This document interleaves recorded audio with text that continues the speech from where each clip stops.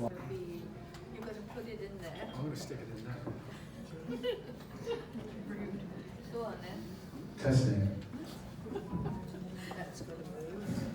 You asked him. No.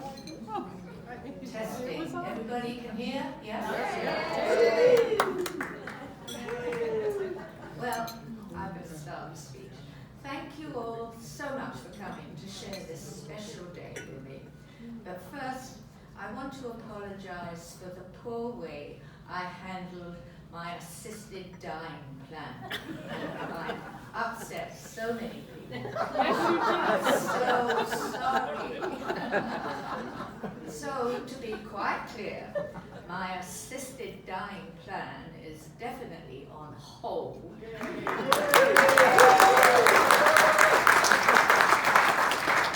I'm going to enjoy living instead. And sorry again, as my speech is way too long, but with 30 years in the UK and 65 years in Canada, there's a lot of ground to cover. My speech is partly a chronological list of my life events, but I hope to leave you with a memory of the essence of Eileen Dorothy Cole.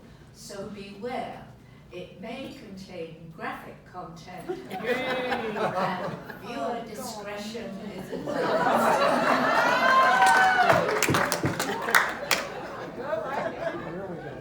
So we start, in London, England, 1922.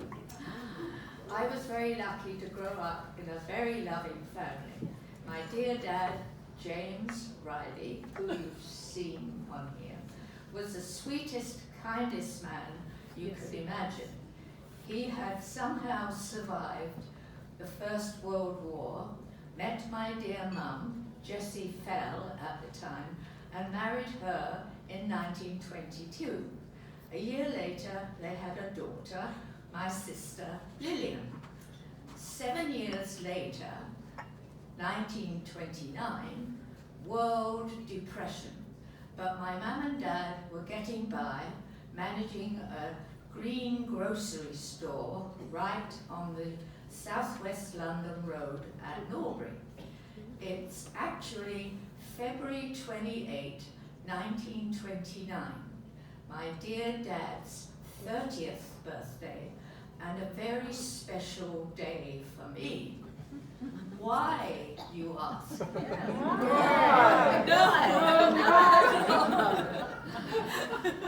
Because that's the day I was conceived. I was born 9 months later, November 22, 1929, apparently the perfect, non-crying baby, and I remained perfect for the next 95 years. Oh, 10 years later, 1939, I'm now 10 years old, a very quiet, introverted little girl. But World War II shook me up a little as I was suddenly evacuated to the countryside, along with thousands of other British city children. I was first sent to Barnstable, Devon, where I saw my first ever beautiful brown cow, a lovely memory. My dear foster mother, who already had her own little baby, very bravely took in 2 of us, Rose and me, and you might have seen our picture along with the baby. We stayed a few months, and then one day my dear dad appeared in the living room and took me back home.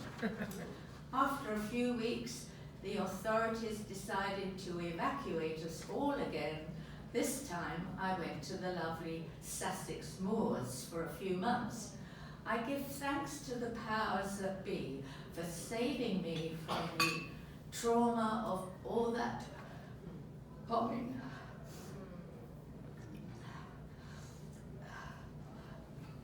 But I did get back home in time to experience the doodlebugs, remotely controlled flying bombs. I'll never forget their distinctive sound. We did have a close one, but once again I was lucky and we were spared any damage. Finally, the war is over. It's August 11, 1945, and I am 15 and about to be a bridesmaid for the first time. My dear sister Lily, so different to me, was marrying Reg Wakefield. He had been a member of the Fleet Air Arm and had thankfully survived unscathed. He looked so handsome in his naval uniform, and Lily looked wonderful in her white gown, and the wedding went off without a hitch, as you might have seen in the slideshow. I am now 16, and despite my very disrupted schooling, I managed to graduate. I was still very quiet, staying home with Mum and Dad, knitting. But Jimmy Cole comes into my life via the doctor's office. I was in the doctor's waiting room with my mum, and Jimmy was standing in front of the tiny fireplace reading a book. Jimmy had to visit the doctor every week to prove he was still eligible for his disability pension. He had spent 4 years in the Royal Navy and had been discharged with PTSD, but it was called severe shell shock then. I believe he must have talked to my mum while I was in with the doc to find out more about me. So it was love at first sight for him, as he eventually tracked me down, and we courted for 3 years, getting married on July 29th, 1950. My cousin Jim Stone offered to loan us the money to put a deposit on a home, so later that year we proudly moved into our own tiny terraced house in Sidcup, Kent. Let me have a mouthful. Gin and tonic.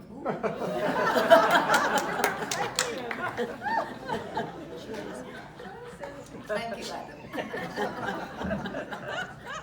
It's water, really. Bit of ice, sorry. Jimmy never really got over his shell shock, but thankfully he was physically very strong and a great swimmer. He had a lifelong desire to visit and swim in the Great Barrier Reef. So after some discussion, we started sailing towards that. The idea of leaving my family and England and going to Australia quite honestly scared the pants off me, as I felt it was too far away and I'd never see my parents again. But the years ticked by and Jimmy came up with the idea of moving to Canada instead. So after 7 years in our little house, we sold up, and in June 1957, we left England and boarded the Cunard liner, the Corinthia, in Liverpool. I spent most of my time on deck, wrapped in my newly acquired fake fur overcoat, wondering what we were getting into, staring at the icebergs and trying not to think of the Titanic. But of course, we did arrive safely in Montreal 5 days later, June the 19th. We stayed in Brockville, Ontario on the beautiful St. Lawrence River for 6 months, and then we caught the train across Canada to Calgary on January the 1st, 58. We stayed there for about 9 months, and then we hitchhiked to Vancouver, where we boarded a cargo ship called the Lakemba, finally heading for Australia. They carried only 90 passengers, and the decks were piled high with Canadian cedar, so we enjoyed that wonderful smell. For 4 weeks, we also enjoyed being fed 4 meals a day by their delightful Fijian crew, and we arrived safely in Sydney, November 58, but about 30 pounds heavier. We continued hitchhiking along the east coast of New South Wales and Queensland, and we finally arrived at the Great Barrier Reef. Jimmy spent several days swimming amongst the beautiful coral, fulfilling his childhood dream. But we needed to build up our bank balance. So we hitchhiked back to Brisbane. I got work in a stockbroker's office and Jimmy got labouring jobs. Jimmy would have happily stayed in Australia, but the Queensland climate didn't suit me. So once again, we went down to Sydney, caught the dear old Lakemba cargo ship back to Vancouver, carrying sugar this time. And I must mention that I've always been very embarrassed about the Australian newspaper clipping you might have noticed in the slideshow. Did you? Anybody? Yeah. It told the story that we hitchhiked around the world, so almost a total lie. No more interviews for me. So we're back in Vancouver. In the early 60s, Jimmy got work as an insurance adjuster, and I started with H.A. Simons Forestry Consultants, where I happily remained for close to 30 years. There are two of my old Simons guys here. Thank you so much for coming.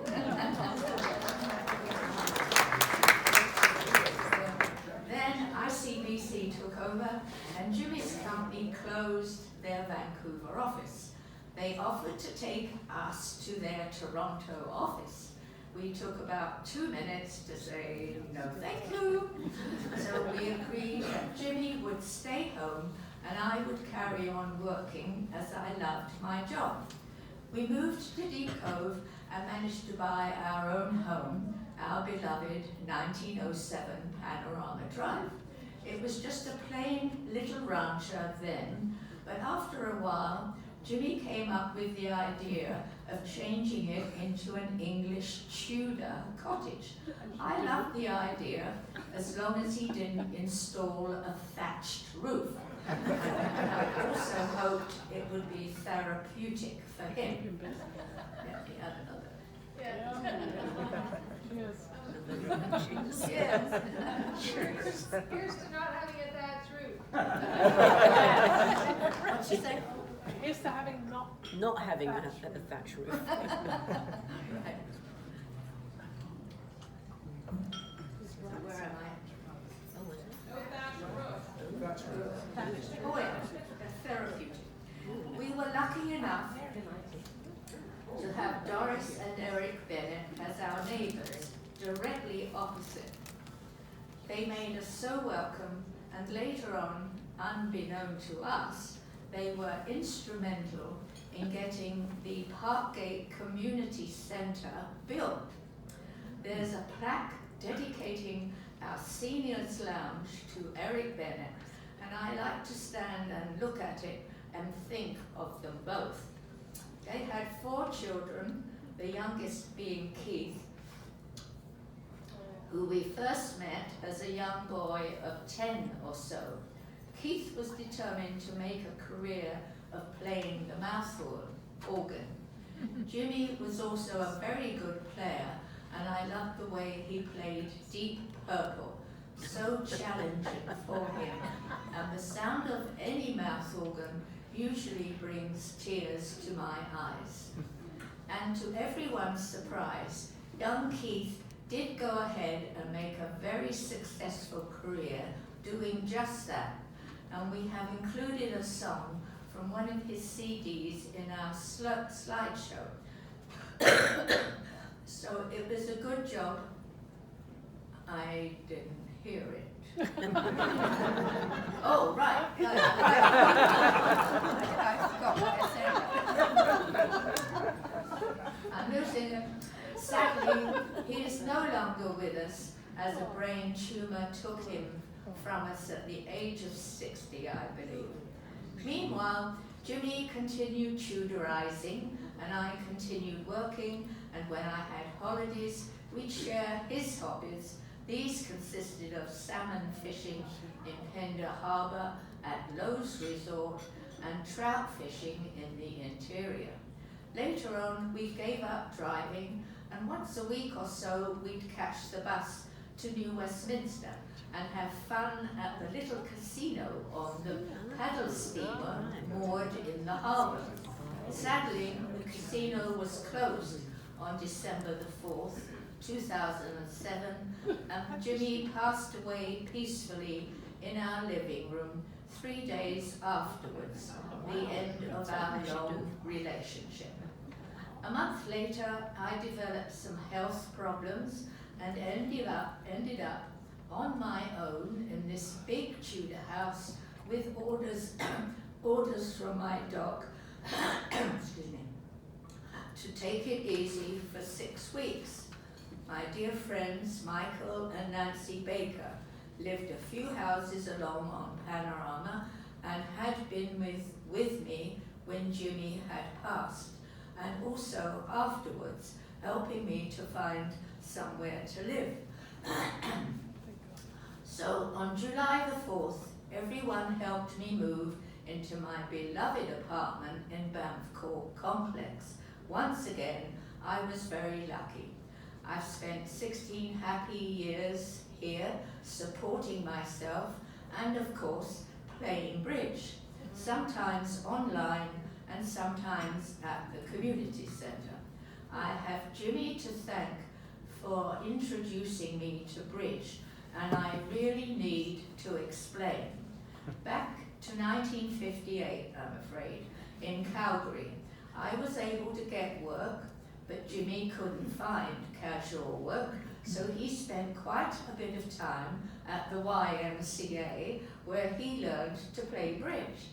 One day I came home from work to our tiny little apartment in a private house, only to find Jimmy had brought home 2 male friends. After our evening meal, he said he wanted me to make a 4th at bridge. As you can imagine, I was not a happy camper, but I usually did what Jimmy asked of me. He presented me with a sheet of paper with instructions, and I tried to play my first game of bridge. It doesn't sound very earth-shattering, but as many of you know, it has shaped my life beyond all expectations, and I will be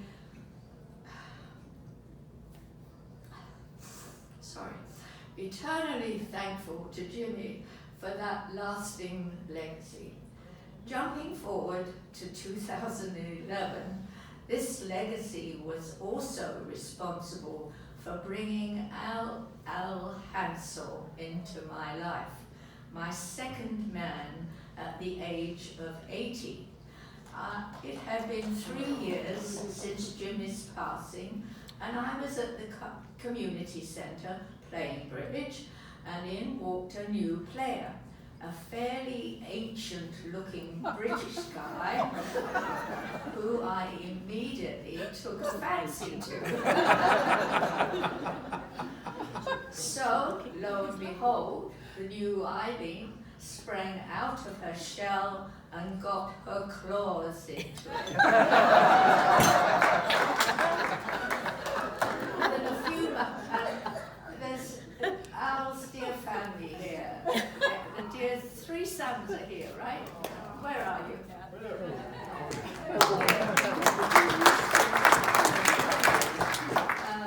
Within a few months, Al and I had become very fond of each other and found ourselves travelling together on a 3-night cruise to Victoria and Seattle. We walked into our little cabin and the steward said, "Is there anything I can do for you?" And I piped up and said, "Would you kindly push the twin beds together?" I will never forget the expression on her face. This wonderful love affair of 2 people in their 80s carried on for about 18 months. We really were like 2 teenagers. I will be forever grateful that I've had this way too short relationship with Al, but for some reason I need to share that it was in complete contrast to the 60 years of companionship that I had spent with Jimmy. I need a double. Double chin. Here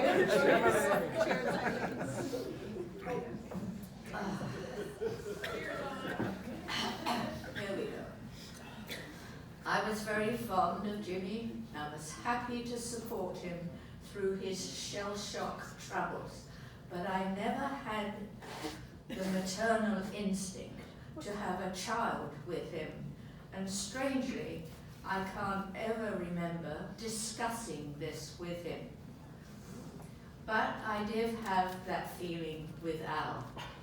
I remember one day I was sitting on his lap when this feeling came over me, and I said, Al, I would have liked to have had your baby.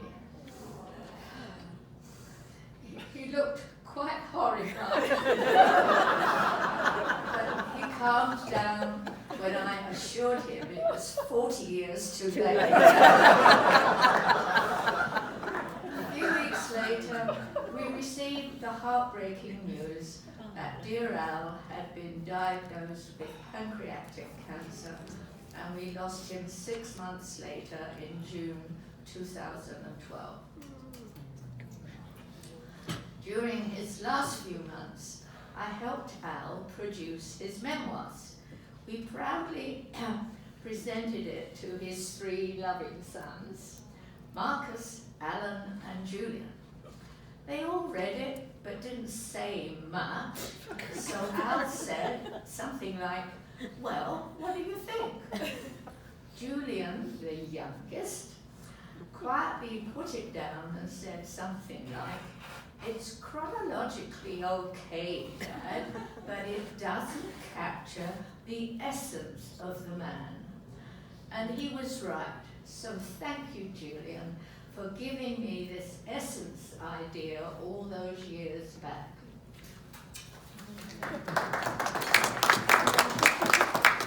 We never imagined when we first left England that any of our families would join us in Canada permanently, but they did. My dear niece Barbara was the first to arrive in the early 70s. I will be eternally grateful that she did. As she has enriched my life for 50 years and become like the daughter that I never had. Barbara did get married and had one precious daughter, my beloved great niece Caroline. Thanks again, Caroline, for making such a lovely job of designing my party invite. Soon after, Jimmy's sister Paddy arrived. Paddy, Dan, and their 3 children, Vivian, Matty, and Adam. And I'm so happy that dear Adam and his partner Crispin could make it today. Thank you so much for coming up from Tacoma. And thanks again to Holly and her family. I haven't got you in the speech, sorry. And lastly came my sister Lily and husband Reg to Canada.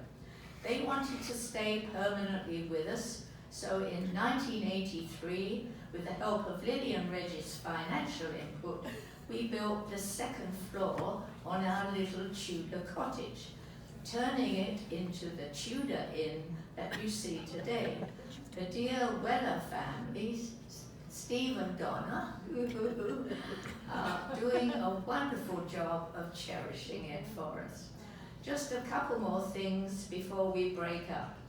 First, I must give very heartfelt thanks to my loving team, too many to mention, who have worked so hard to pull this party together, but I will make special mention of my dear friend Pat, as she is kindly making a YouTube video of me, and I look forward to sending the link to those unable to come today.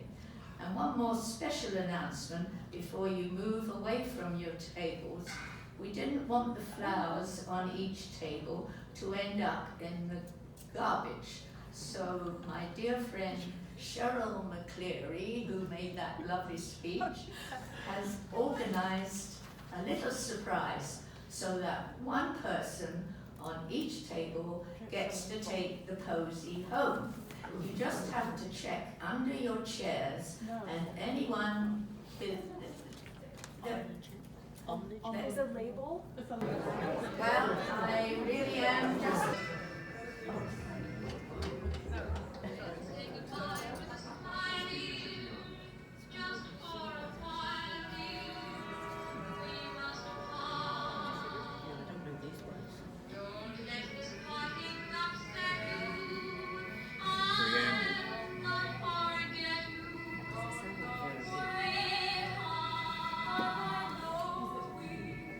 We got two songs, sorry. Yeah, it sounds like two songs. Okay.